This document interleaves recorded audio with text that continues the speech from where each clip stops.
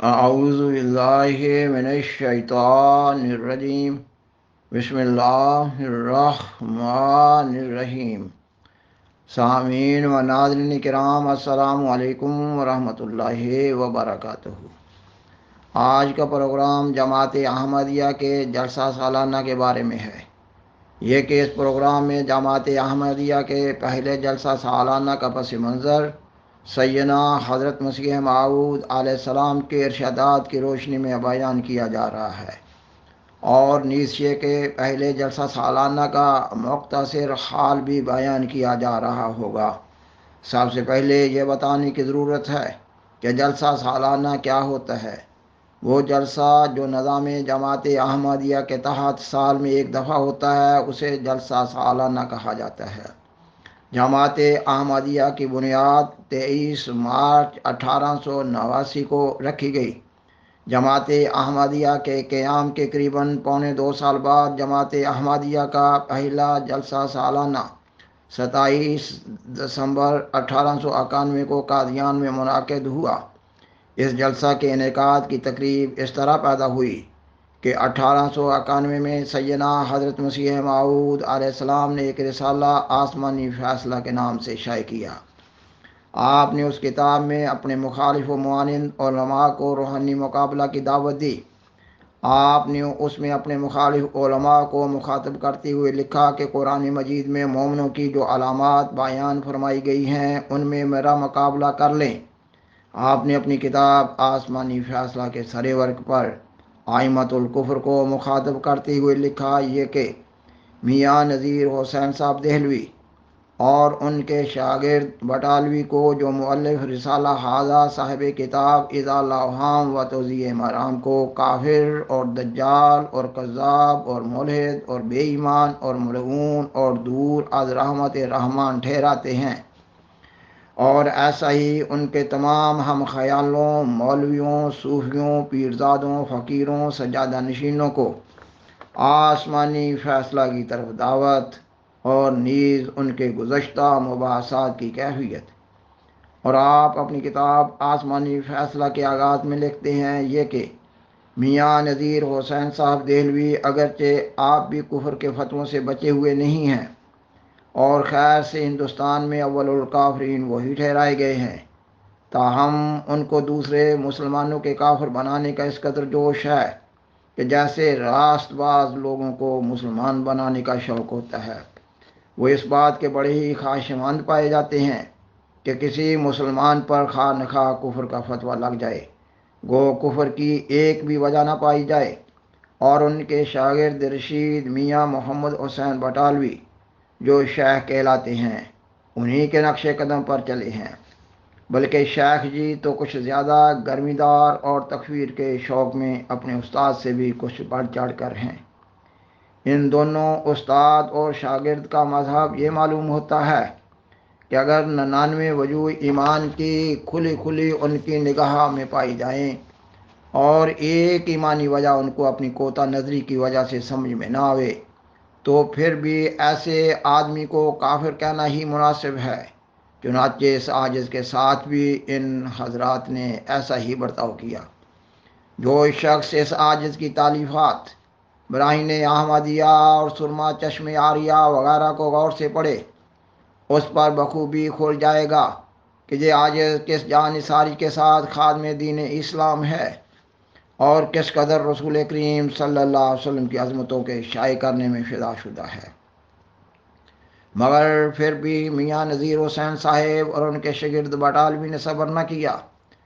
جب تک کہ اس عاجز کو کافر قرار نہ دے دیا۔ میاں نذیر حسین صاحب کی حالت نہایت ہی قابل افسوس ہے کہ اس پیرانہ سالی میں کہ گور میں پیر لٹکا رہے ہیں اپنی عاقبت کی کچھ پرواہ نہ کی، اور اس عاجز کو کافر ٹھہرانے کے لیے دیانت اور تقوی کو بالکل ہاتھ سے چھوڑ دیا، اور موت کے کنارہ تک پہنچ کر اپنی اندرون کا نہایت ہی برا نمونہ دکھایا۔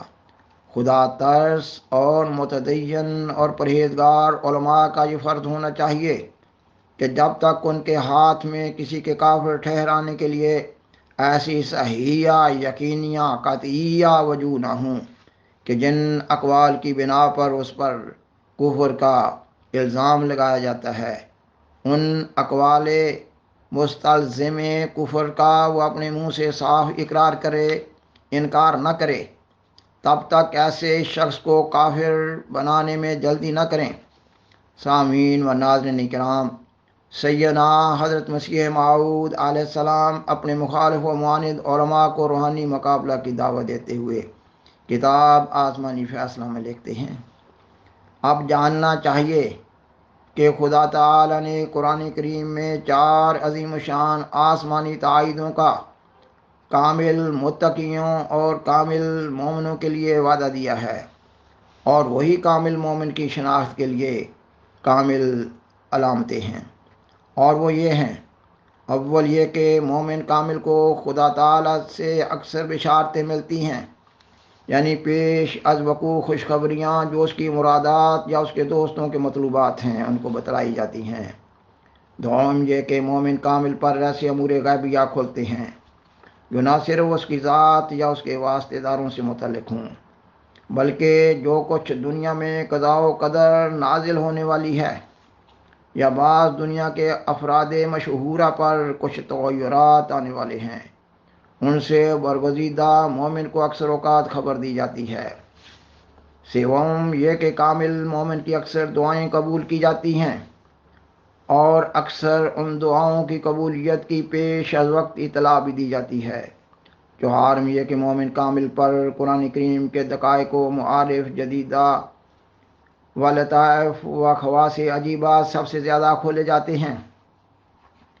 ان 4 علامتوں میں مومن کامل نسبتی طور پر دوسروں پر غالب رہتا ہے۔ آپ مزید لکھتے ہیں، میں معمور ہوں اور فتح کی مجھے بشارت دی گئی ہے، لہٰذا میں حضرات مذکورہ بالا کو مقابلہ کے لیے بلاتا ہوں۔ کوئی ہے جو میرے سامنے آوے، اور مقابلہ کے لیے آسن انتظام یہ ہے کہ لاہور میں جو صدر مقام پنجاب ہے، اس امتحان کی غرض سے ایک انجمن مقرر کی جائے۔ اگر فریق مخالف اس تجویز کو پسند کرے تو انجمن کے ممبر بتراضی فریقین مقرر کیے جائیں گے، اور اختلافات کے وقت کثرت رائے کا لحاظ رہے گا، اور مناسب ہوگا کہ 4 علامتوں کی پورے طور پر آزمائش کے لیے فریقین 1 سال تک انجمن میں باقاعدہ تاریخ اپنی تحریرات بھیجتے رہیں، اور انجمن کی طرف سے باقاعدہ تاریخ و باہ تفصیل مضمون تحریرات موصول شدہ کی رسیدیں فریقین کو بھیجی جائیں گی۔ سامعین و ناظرین کرام، سیدنا حضرت مسیح موعود علیہ السلام نے اس روحانی مقابلہ کی دعوت کو اپنی اس کتاب آسمانی فیصلہ میں بتفصیل بیان فرمایا ہے۔ خاکسار پروگرام کے طول پا جانے کے خوف سے آپ کی بیان فرمودہ تفصیل کو چھوڑتے ہوئے بیان کرتا ہے کہ اس تفصیل کو آپ کی اس کتاب یعنی آسمانی فیصلہ میں پڑھا جا سکتا ہے۔ آپ مزید لکھتے ہیں، یہ ہر 4 محق امتحان جو میں نے لکھی ہیں، یہ ایسی سیدھی اور صاف ہیں کہ جو شخص غور کے ساتھ ان کو زیر نظر لائے گا وہ بلا شبہ اس بات کو قبول کر لے گا کہ متخاصمین کے فیصلہ کے لیے اس سے صاف اور سہل تر اور کوئی روحانی طریق نہیں۔ اور میں اقرار کرتا ہوں اور اللہ جل شانہ کی قسم کھا کر کہتا ہوں کہ اگر میں اس مقابلہ میں مغلوب ہو گیا تو اپنے ناحق پر ہونے کا خود اقرار شائع کر دوں گا، اور پھر میاں نذیر حسین صاحب اور شیخ بٹالوی کی تکفیر اور مفتری کہنے کی حاجت نہیں رہے گی، اور اس صورت میں ہر ایک ذلت اور توہین اور تحقیر کا مستوجب و سزاوار ٹھہروں گا، اور اسی جلسے میں اقرار بھی کروں گا، اور اسی جلسے میں اقرار بھی کر دوں گا کہ میں خدا تعالی کی طرف سے نہیں ہوں، اور میرے تمام دعاوی باطل ہیں، اور باخدا میں یقین رکھتا ہوں اور دیکھ رہا ہوں کہ میرا خدا ہرگز ایسا نہیں کرے گا اور کبھی مجھے ضائع نہیں ہونے دے گا۔ اب علماء مذکورہ بالا کا اس صاف اور صریح امتحان سے انحراف کرنا، اگر وہ انحراف کریں